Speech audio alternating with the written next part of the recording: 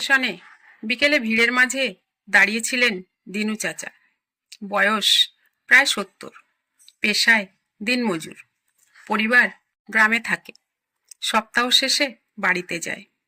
সেদিন কাজ হয়নি, পকেটে ছিল মাত্র 30 টাকা। এটাই তার রাতের খাবারের শেষ ভরসা। এইসব কথা ভাবছে, ঠিক তখনই দেখলেন এক বৃদ্ধা মহিলা পথের ধারে বসে কাঁদছে, মুখে হতাশার চিহ্ন। দিনু চাচা কাছে গিয়ে জিজ্ঞাসা করলেন, মা, কাঁদছো কেন? মহিলা বললেন, বাবা, আমি স্টেশনেই থাকি। লোকে দয়া করে যা দেয় তাই খাই। আজ সারাদিন কেউ কিছু খেতে দেয়নি, আজ কেউ ভিক্ষাও দেয়নি। দিনু চাচা এক মুহূর্ত থমকে গেলেন। নিজের পকেটের শেষ 30 টাকায় রাতের খাবার জুটবে, নইলে না খেয়ে রাত কাটাতে হবে।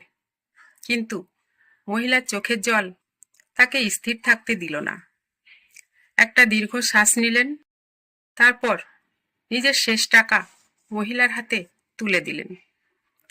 মহিলা কেঁদে তার হাত ধরে বললেন, আল্লাহ তোমার জন্য রিজিকের দরজা খুলে দেবেন। বাবা, তুমি খুব সুখে থাকবে। দিনু চাচা হাসলেন, চলে গেলেন।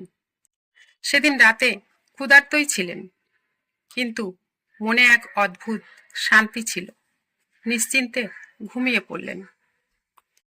পরদিন ভোরে তিনি স্টেশনে পৌঁছাতেই এক দোকানদার ডাক দিয়ে বললেন, দিনু চাচা, গতকাল থেকে একটা লোক খুঁজছি, কাজ করবেন? মাসিক বেতন দেব, দুপুরে খাওয়াও দেব।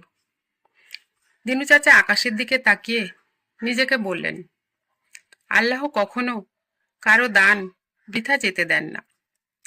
এই ঘটনা থেকে বোঝা যায় মানুষের ছোট ছোট কাজ কিভাবে জীবনের মোড় বদলে দেয়।